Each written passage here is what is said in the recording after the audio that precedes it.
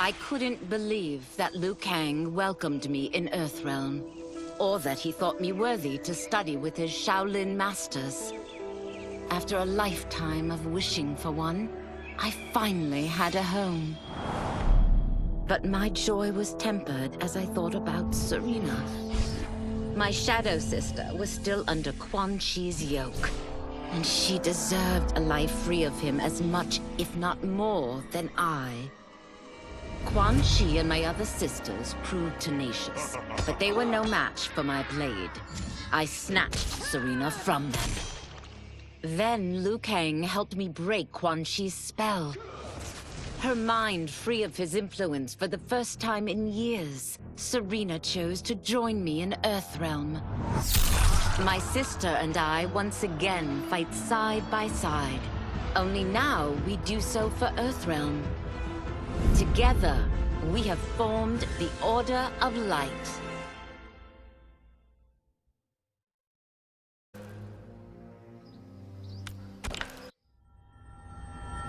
While the regime had changed, little else had. My people still suffered in silence, ignored by the rest of Outworld. Though now I knew Empress Melina's secret, that she was also afflicted with Tarkat. If anyone would help, it would be her. But how to get an audience? Syzoth. He was the Empress's new emissary to the Zaterrans. I asked him to introduce us. At great personal risk, he agreed. And as I'd prayed, the Empress was willing to meet. Even better, she would visit the colony. She was shocked to see how we lived. She moved quickly to provide for our care and comfort. Thanks to the Empress and Syzoth, we Tarkatans are no longer pariahs. Until our disease can be cured, that will do. Though the barriers between timelines had been rebuilt, there was no question that they could again be broken.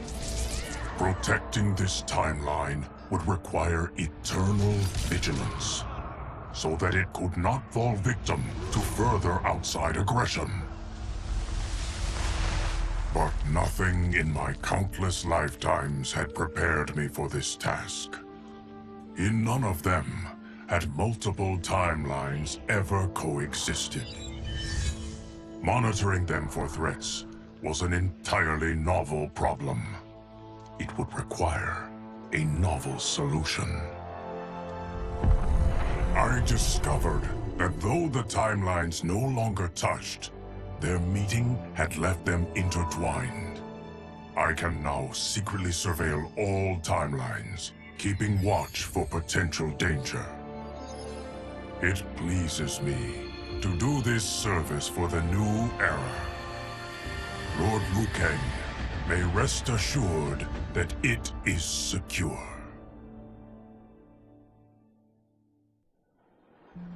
Quan Chi's defeat had cost me everything. For months I had furthered his plot, and now I had to start over. Saito's people were still in chains. That's when Rain approached me. On the run from Empress Melina, he was desperate for help. And though I'd had my fill of sorcerers, this one was different. I agreed to provide him safe haven. He agreed to help topple Saito's government. And topple it we did. Rain summoned a wave so fast, so powerful, that it crushed the capital. Saito's fascist rulers were swept away. My people are finally free. They can chart their own course, needing only to follow their own desires. Their lives are now blessed by anarchy.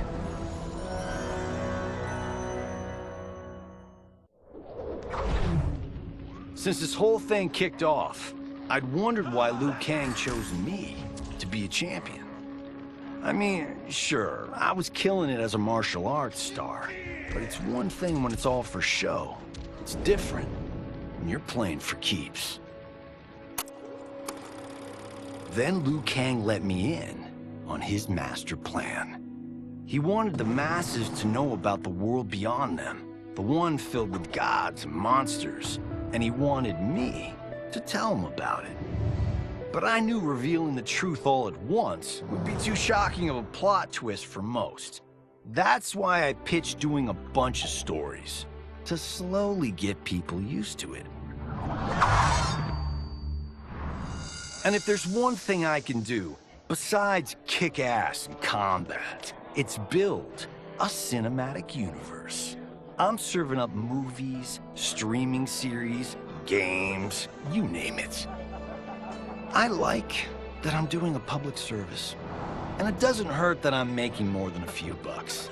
It's the kind of synergy that would make any studio mogul proud.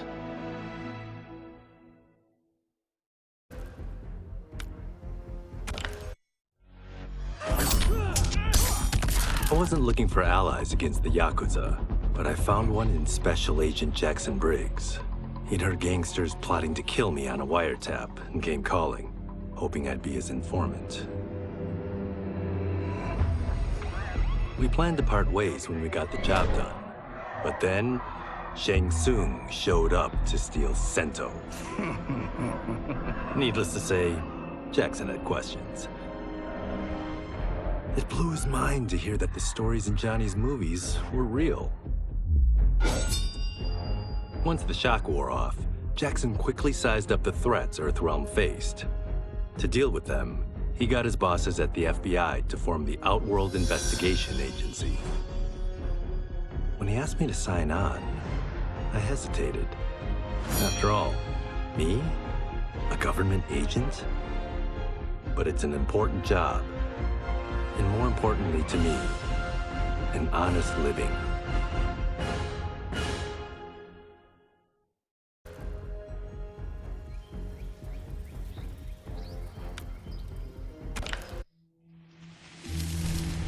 General Shao's revolt left Outworld's armies in tatters. We were vulnerable to enemies both foreign and domestic. That's why my sister asked me to take command, to stitch her military back together and purge Shao's loyalists within it. She trusted only me with the task. The soldiers, however, had little faith. They thought me a spoiled dilettante, unprepared and unfit to serve. That I could fight mattered little. All that mattered was that I wasn't one of them. I finally earned their loyalty by orchestrating an epic victory over Shao and his rebels. Though the general himself escaped, his forces were smashed. For as long as I am able, I will lead the Empress's armies in defense of Outworld. Through strength, we will achieve peace.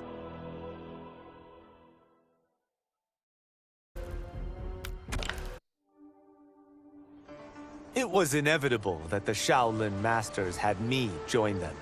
They knew just how much future initiates could learn from me. Shujinko was one of my earliest. His ability to absorb anyone's powers and skills was amazing. With the right training, he could become our greatest champion. I knew that I alone could give it to him. But as his proficiency grew, so did his ego. In love with himself and his power, Shujinko became a threat to the realms.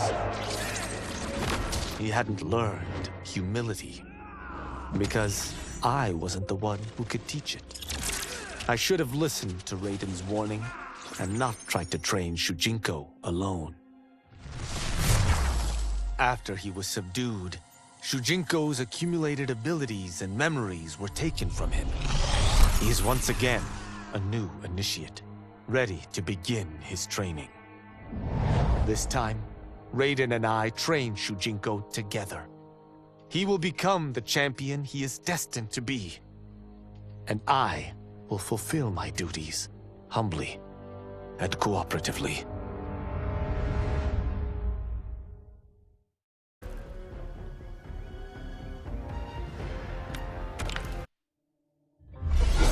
As her reign began, Empress Melina faced many challenges. To meet them, she turned to the people she trusted. Her sister to lead her army, and me to lead her Imperial police. Though I missed Empress Sindel dearly, I was glad my ties with her family had been mended. But while it was an honor to be made responsible for Outworld's internal security, I soon realized accepting the appointment was a mistake. I'm not cut out to be a bureaucrat, nor am I patient enough to navigate the Imperial Court's politics. I was at my best patrolling Sundo's streets, when I could feel the city's pulse and serve and protect its citizens directly. That's why I resigned my post and resumed my role as Sundo's first constable. I end each day knowing I've made a difference.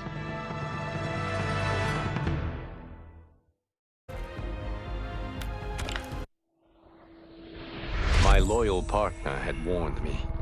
Reclaiming my power as Keeper of Time might have unforeseen consequences.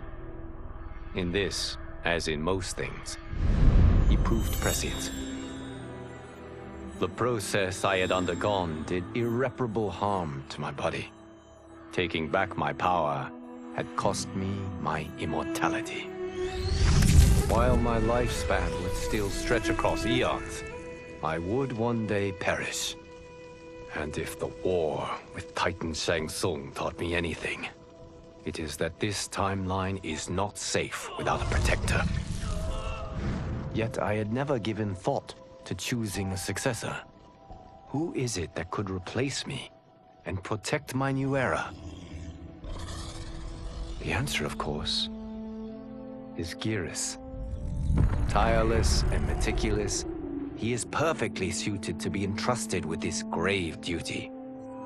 And no one knows better the temptations of the Hourglass. I have no doubt he will be above them.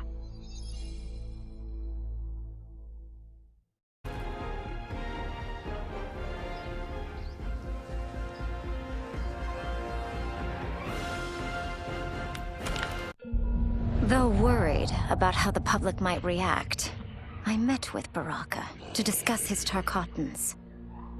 Speaking from his heart, he moved me. I agreed to visit his colony and see how his people lived. The conditions were atrocious. This was one of my mother's few mistakes. Like all Outworlders, she treated Tarkatans with scorn. What they deserved from us was compassion. And the only way to get it for them was to reveal my affliction. To show all my subjects that even an Empress could get Tarkat. The scandal my revelation caused was intense.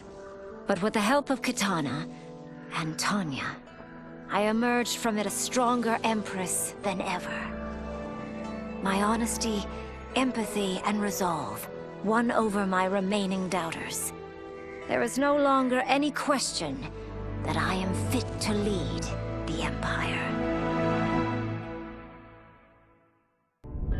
Quan Chi's plot collapsed. Along with it, my plan to secure new beings to feed my starving people. Because I'd advocated for partnering with him, I was held responsible. If I didn't seize for Viternus' new feeding grounds, the Coven would banish me. But then, I had a revelation. I didn't need to conquer realms to feed my people. I simply needed to capture enough beings to breed them.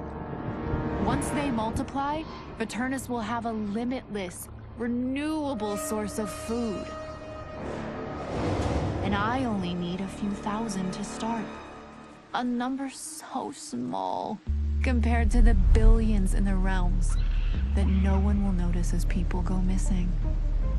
but it will be more than enough to establish our breeding stock and feed a ravenous Veternus.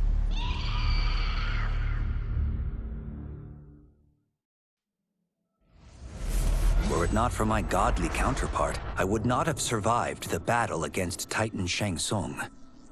Meeting him, though, raised questions. Why did I replace him in this new era? Why was I made mortal? Lord Liu Kang told me of his Raiden's nobility and righteousness, about his steadfast leadership in the defense of Earthrealm. He also told me about Raiden's dark side, how he could be consumed by rage and cast aside the rules he otherwise lived by. Making me mortal and incapable of such anger was to keep me from following in his footsteps. Though I understood the reasons why, I felt I had been done a disservice. To survive the coming battles, I may need the edge that only great rage can bring. As the Shaolin couldn't aid me, I sought out someone who could.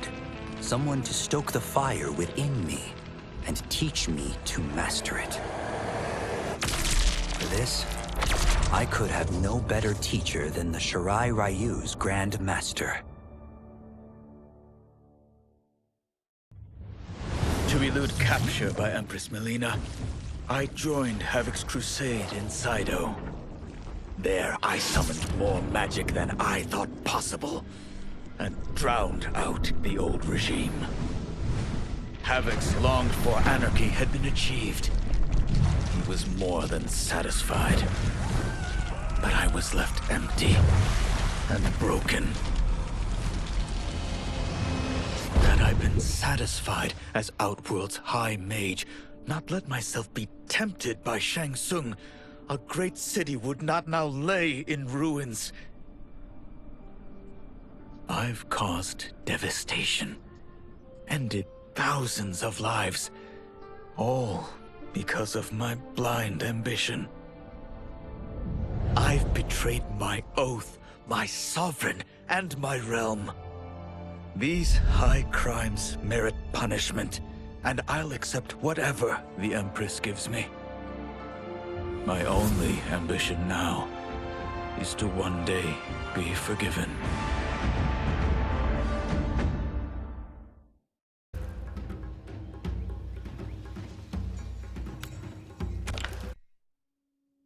With General Shao freed from prison, we began raising a new army against the royal family. Though many were eager recruits, few were good at soldiering. It was so bad, the general was forced to change tactics. He decided that we needed a doomsday weapon. That weapon isn't a thing, though. It is a monster. Onaga, the Dragon King. The general told me the old legends were true. That his ancient ancestor defeated Onaga, trapping him deep inside Mount Sagan. The Dragon King is still there today. His pent-up fury waiting to be unleashed. Because Onaga is so dangerous, the general wouldn't risk trying to tame him before. But now, he feels we have no choice. Though I likely won't survive, I accept this mission gladly. I can think of no greater honor than to give my life in the General's service.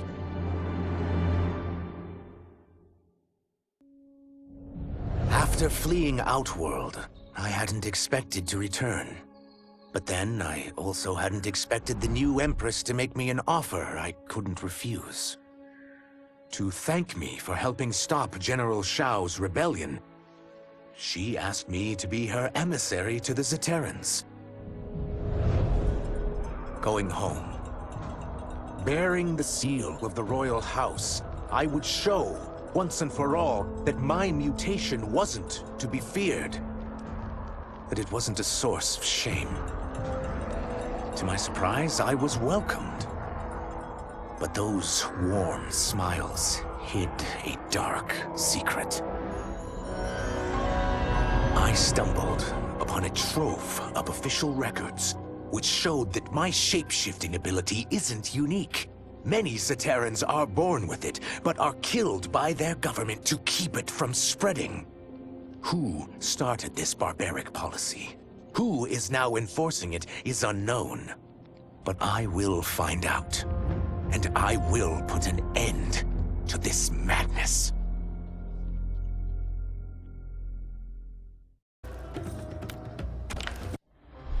No sooner had Titan Shang Tsung been defeated than Bihan and his loyalists hunted us down. Outnumbered, we fled to Japan. There, we sought refuge from an old family friend.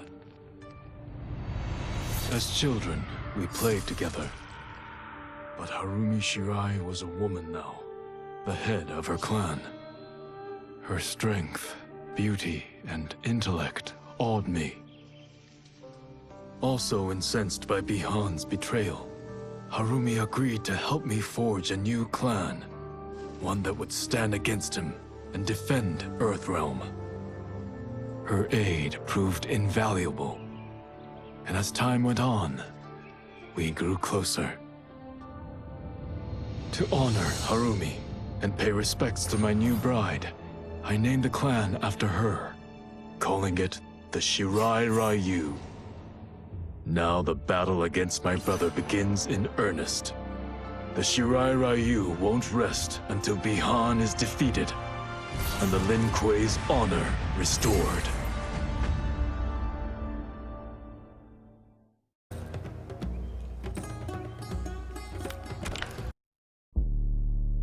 After escaping Lei Chin prison, I was hounded by the Imperial Police. I needed a place to hide and to recuperate while I plotted the best way forward. I knew the remote canton of my youth would be perfect. To escape capture, I traveled by sea. Little did I know that a gargantuan storm was brewing. My tiny craft was smashed apart. I closed my eyes, waiting to drown, hoping that the Netherrealm wouldn't claim my soul. But when I reopened them, I found myself not in hell, but on a deserted island. From its ruins, I could tell that great sorcerers had once lived there. In the caves beneath the ruins, I found what I can only describe as a well of souls. Once I learn how to wield its power, I will become invincible.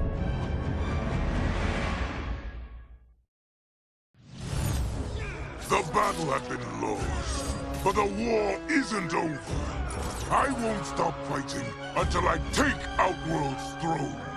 That they thought Lei Chin prison would hold me is laughable.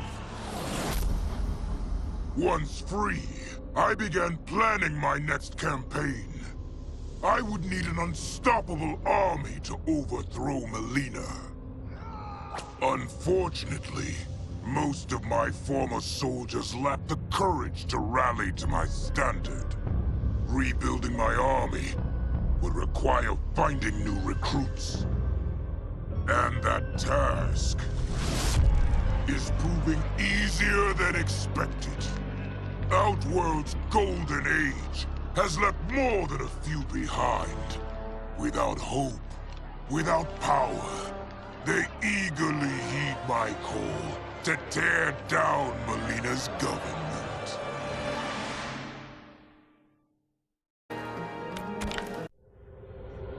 As the darkness enveloped me, I took a long, last look at my family. I did not expect to see them again until their souls joined mine in the living forest. But miraculously, my beloved husband delivered me from oblivion. Though he couldn't save my body, Jared had preserved my soul. Like him and countless others, I am now a part of Ermac. Yet ours is not a peaceful repose. The collected souls within Ermac have their own needs and agendas. Before we can speak as one, we must first reach consensus. I had thought, as the former rulers of Outworld, I and Jared would hold sway. But here we are, two souls among many thousands, fighting for the right to be heard. And if there is one thing we do well together, it is fight. We will win the right to govern Ermac as we once had governed Outworld. And we will rule for the benefit of all.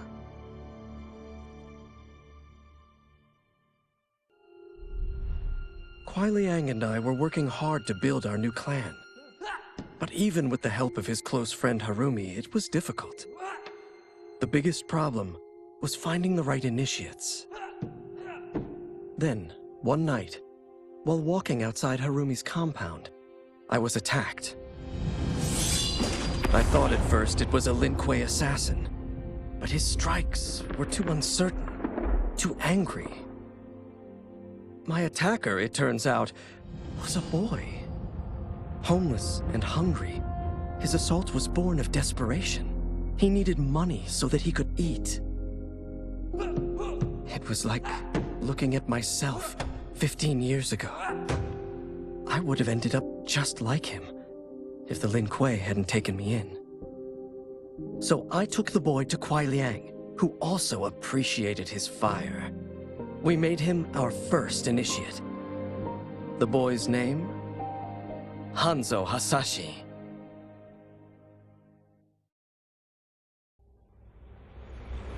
I had broken the Lin Kuei free of Liu Kang's enslavement.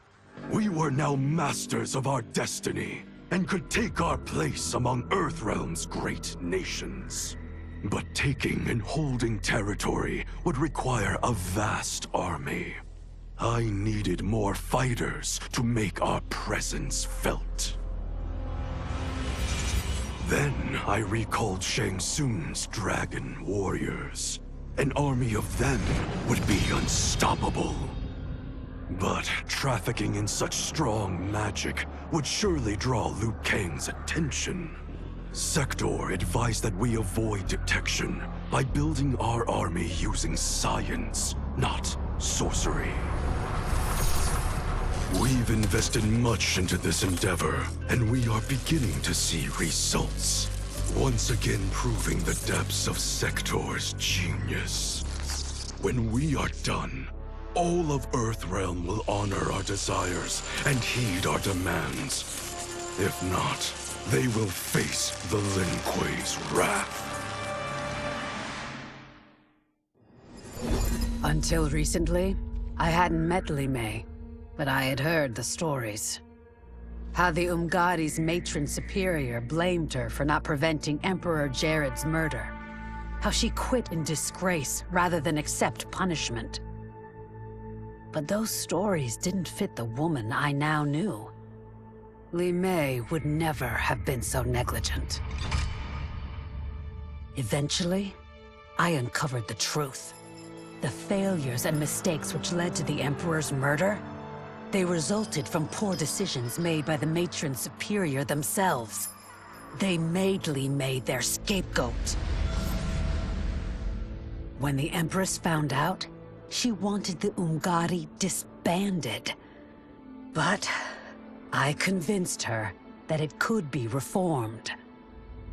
To make sure it did, she put me in charge. I am humbled by this sacred responsibility. The Umgadi, my sisters, they are my life. I will not let them be brought down by the acts of a selfish few.